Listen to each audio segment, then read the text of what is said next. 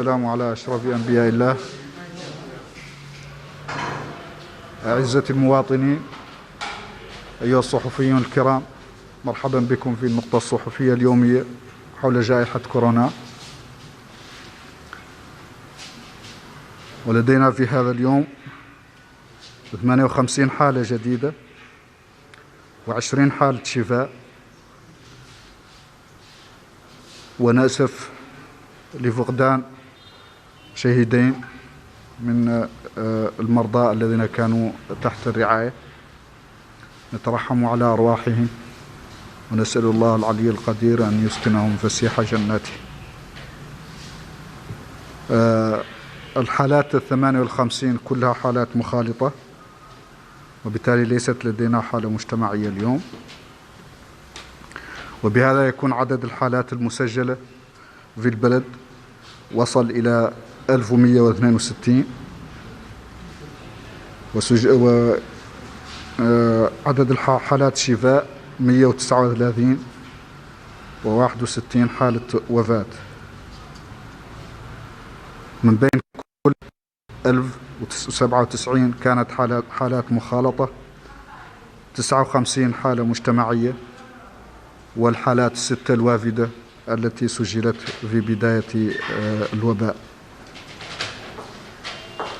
الحالات النشطة أي التي لا زالت تحت الرعاية أو المتابعة هي 962، من بينها 892 ليست لديهم أعراض، 59 لديهم أعراض خفيفة، ولدينا اليوم 11 حالة تحت الرعاية المركزة.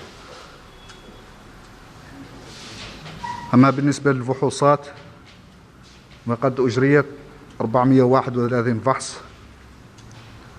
من بينها 63 فحص للمتابعة و368 فحص للتشخيص، تتوزع ما بين نواكشوط 348، البراكنة 8 فحوص، وترازة 12 فحص.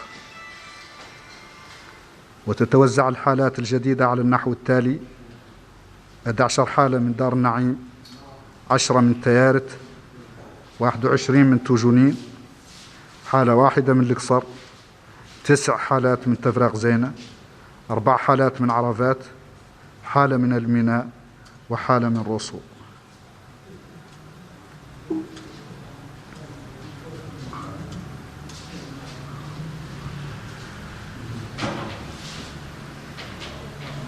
Chers citoyens, chers journalistes, bienvenue au point de presse journalier sur la situation épidémiologique du Covid dans notre pays,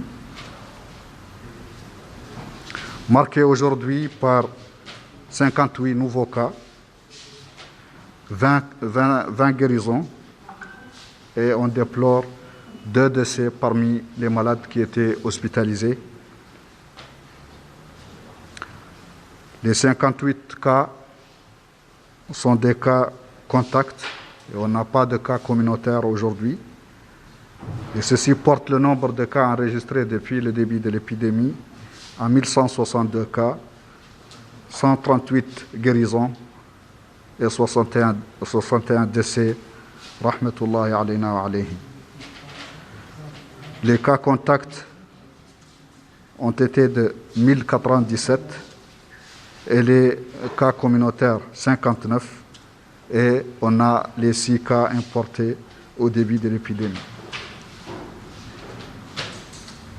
Les cas encore suivis sont au nombre de 962, dont 892 sans signe de maladie, 59 qui ont des signes légers, et on a aujourd'hui 11 cas qui sont considérés comme graves. Quant au dépistage, on a réalisé aujourd'hui 431 tests, dont 63 tests de suivi et 368 de diagnostic, répartis entre Nouakchott 348 tests, 8 tests du Brakna et 12 du Trarza. Les 58 nouveaux cas se répartissent ainsi au niveau des Muqata'a: 11 de Dar Naïm, 10 de Teret, 21 de Toujounine, 1 d'Iqsar, 9 cas de Tevrak Zena, 4 d'Arafat, 1 cas d'Elmina et 1 de Rosso.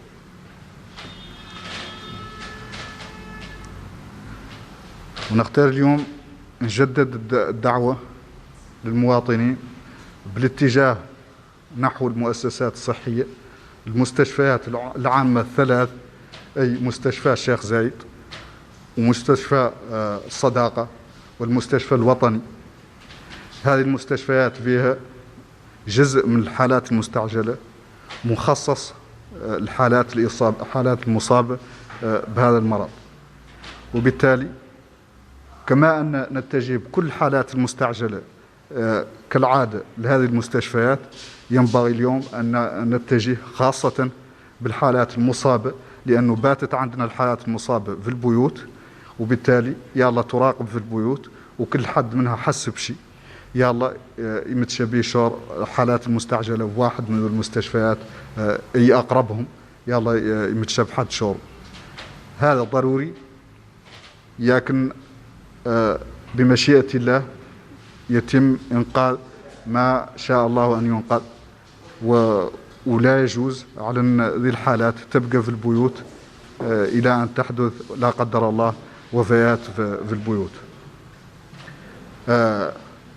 نواجه صعوبات في التعامل مع هذه الوفيات في البيوت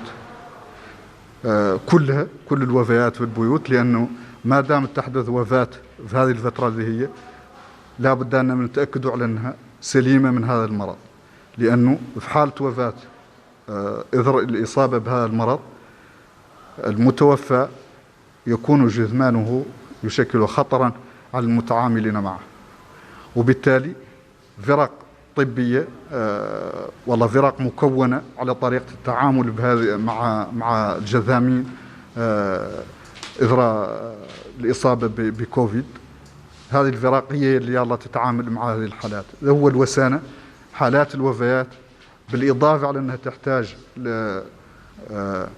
شهادة وفاة من المستشفيات، أيضا تحتاج أن يعد لها فحص، إياك أن نتأكدوا من عدم إصابتها بالمرض، وفي ذيك الحالة نسلموها للعائلات، وفي حالة لا قدر الله تعود فم إصابة لا بد أن نتعاملوا معها بطريقة خاصة، وبالتالي فم فرق لا تتكفل بالتعامل مع الجثمان ونقله إلى المقبرة ودفنه، وتكون هذا يتم بالتنسيق مع العائلة حتى تتم الصلاة ويحضر الصلاة من أرادت العائلة أن يحضرها، والرجاء لا يكون كثيرا في هذه الأيام لأن نتجنب المخالطة بجميع الحالات. وأيضا أريد أن أركز على الفحص الجديد الذي بدأنا باستخدامه، وكيف قلت على أنه فحص عنده خصوصيات تقارب خصوصيات فحص التأكد اللي كنا نعدله. إذن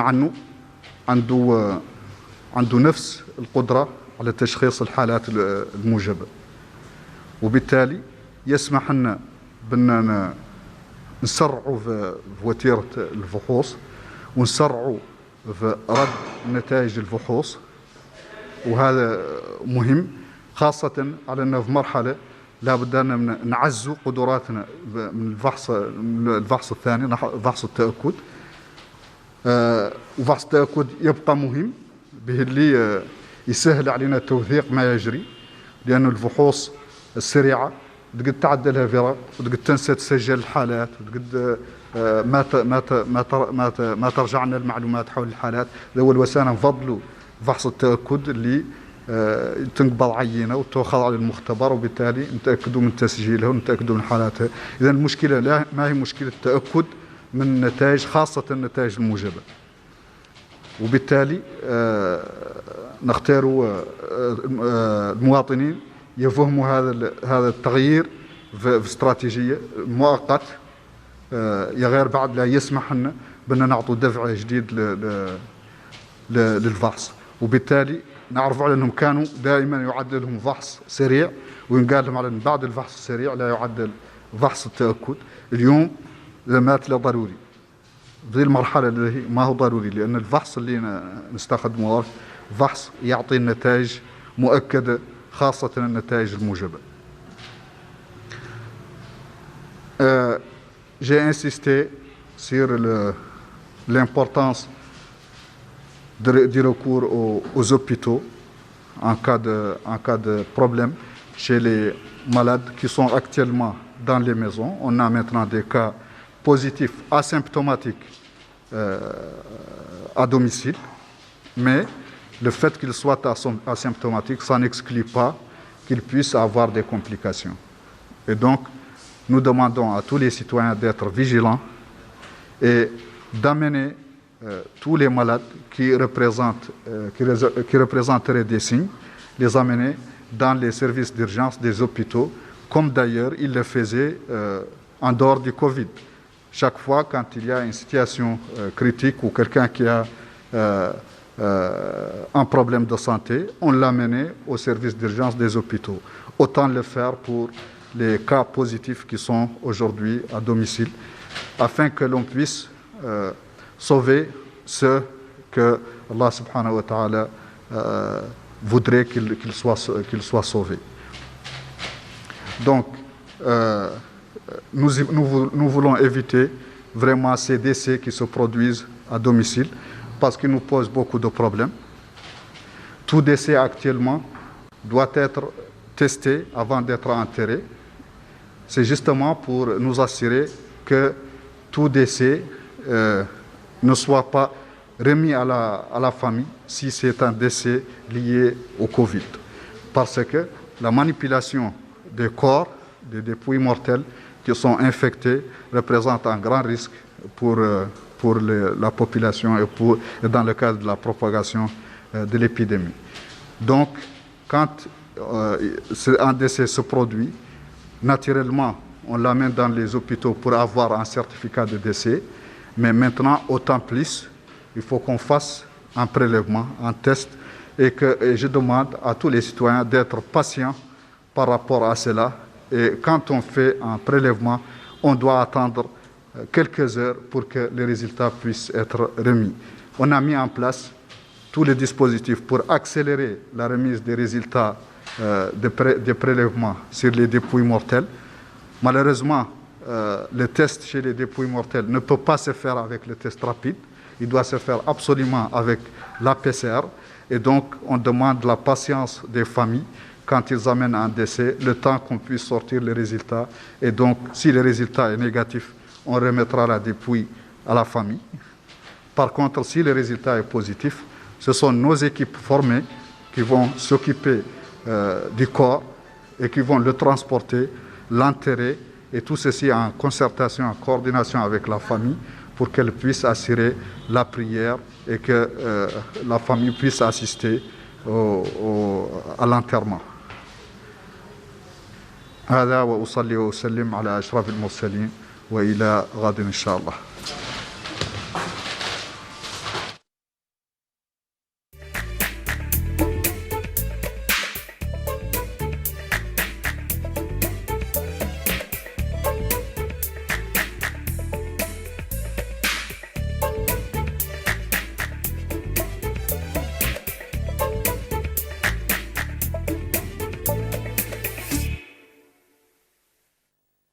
لك الحمد ولك الشكر كما ينبغي لجلال وجهك ولعظيم سلطانك.